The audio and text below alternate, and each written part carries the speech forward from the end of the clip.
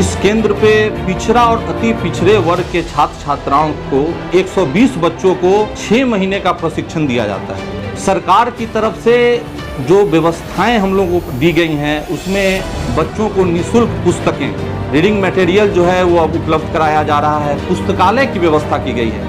15 से 20 बच्चे हैं जिन्होंने अभी तक अपने पद को धारण कर लिया है और कुछ बच्चे जो हैं जो कुछ अंकों से कभी मेरिट लिस्ट में उनका नाम नहीं आ पा रहा है, कभी मेंस में वो चढ़ जा रहे हैं। तो वैसे बच्चों की संख्या भी 30 के आसपास है।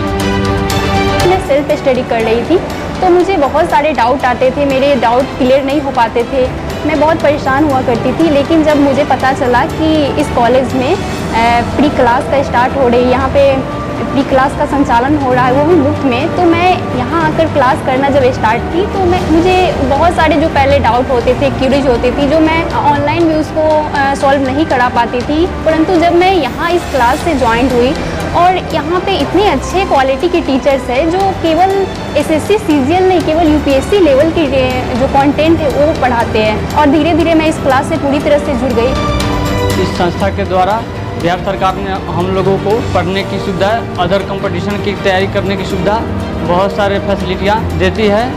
बाहर में तो 1-2 ही क्लास मिलता था करने के लिए, यहाँ पे हर एक सिलेबस का पढ़ाई होता है।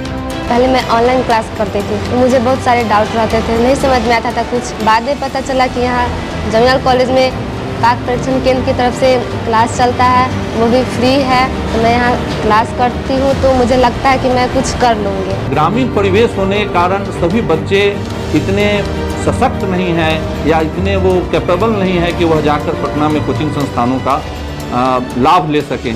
तो इस ग्रामीण परिवेश के लिए यह संस्थान जो है आगे चलकर और अच्छा साबित होगा। बिहार सरकार नीतीश कुमार जी को बहुत बहुत धन्यवाद देना चाहूँगी कि इस तरह की मुफ्त कक्षाएं को संचालित करके वो हम लोगों जैसी लड़कियों को आगे बढ़ाने में काफ़ी योगदान दे रहे हैं।